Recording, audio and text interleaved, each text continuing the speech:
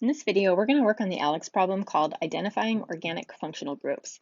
This problem is going to give us a total of 4 molecules, and it's asking us to identify the family or the functional group that is featured in each one of these molecules. Now, I've played around with this problem a little bit, and it seems to have a little bit of a quirk to it, so I want to kind of demo this to you.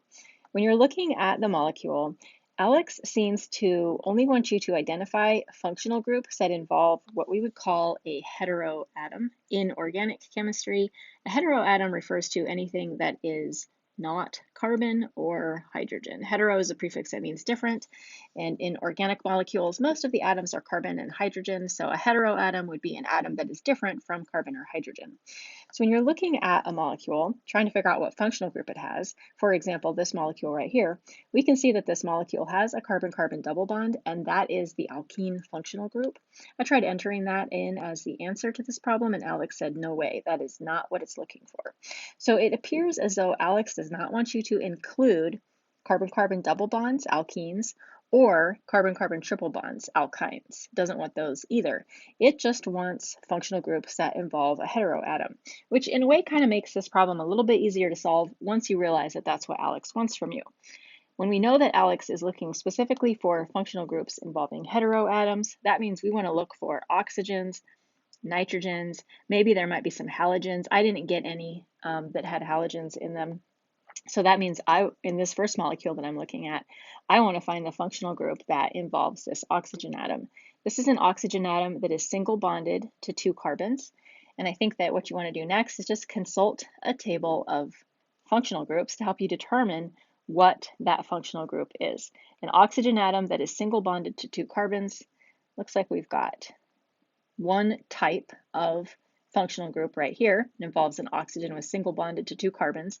Notice the particular pattern of this functional group. It's not just simply an oxygen to 2 carbons. One of those carbons also has a carbon-oxygen double bond. We don't have that in this particular ALEKS problem. That's not the right functional group. So let's keep looking. Here we go. Here is an oxygen atom that is single bonded to 2 carbons that don't have anything exciting happening on either end, and that is the functional group that ALEKS wants for this problem.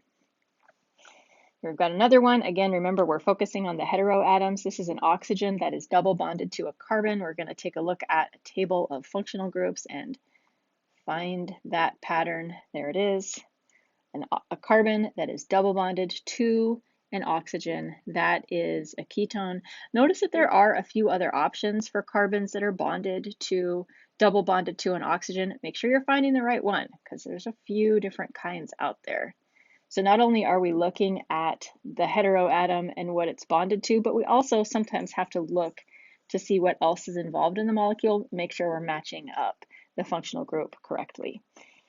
Last but not least, on this particular problem, we've got 2 heteroatoms together. What does that look like? That is a carbon atom that is double bonded to one oxygen and single bonded to another. Here's one example, a carbon that is double bonded to one oxygen and single bonded to another, and there's a hydrogen in this functional group, which we don't have here. So that means that this is not, carboxylic acid is not what we're looking at. Here we go. Here is a carbon atom double bonded to one oxygen, single bonded to another with no extra hydrogens involved. This is an ester.